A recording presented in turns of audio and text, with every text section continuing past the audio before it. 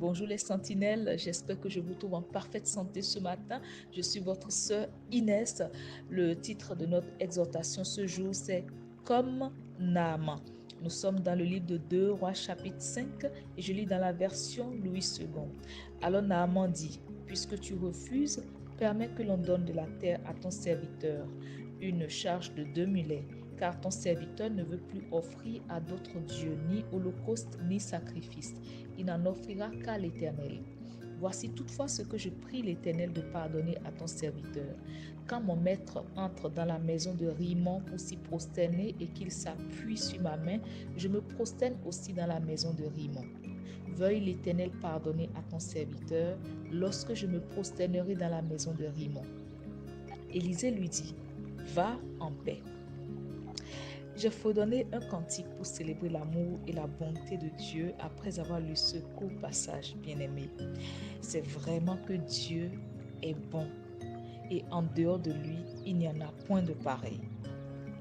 C'est ici l'histoire de Naaman, un général syrien qui a été guéri de la lèpre en Israël. Naaman avait perdu tout espoir de guérison. Aussi, quand il fut guéri sur instruction du prophète Élisée, qui lui avait demandé de se laver 7 fois dans le Jourdain, Naaman est revenu auprès du prophète rempli de reconnaissance. Le cœur de Naaman était conquis par la grandeur de ce Dieu extraordinaire qui lui avait redonné sa santé et un corps de nouveau-né, sans rien lui demander en retour, bien-aimé. Alors Naaman décide que désormais, c'est le Dieu d'Israël qu'il servirait pour le reste de sa vie. Par cette proclamation, Naaman est entré dans l'alliance de la bénédiction qui liait Israël à l'Éternel Dieu. Bien-aimé, Dieu regarde et juge le cœur, la motivation du cœur. Voyez-vous, Dieu est foncièrement et de manière non négociable contre l'idolâtrie sous toutes ses formes. Mais voici un étranger non juif qui arrive de loin.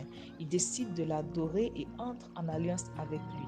Sauf que cette personne était un adorateur d'idoles, non seulement dans ses choix personnels, mais aussi de par sa fonction officielle même. Il n'a pas le choix que de se prosterner devant le Dieu de son patron. Que faire?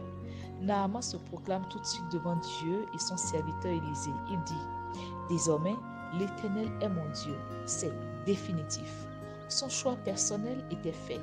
Mais ensuite, il se rend compte que puisqu'il est en train de faire une allégeance au Dieu Tout-Puissant et dans le souci d'éviter quelques malentendus avec Dieu, il fait tôt d'informer qu'il se peut que dans le cadre de son travail, il se retrouve dans la maison de Rimon, le Dieu de son patron, et doivent se prosterner là-bas.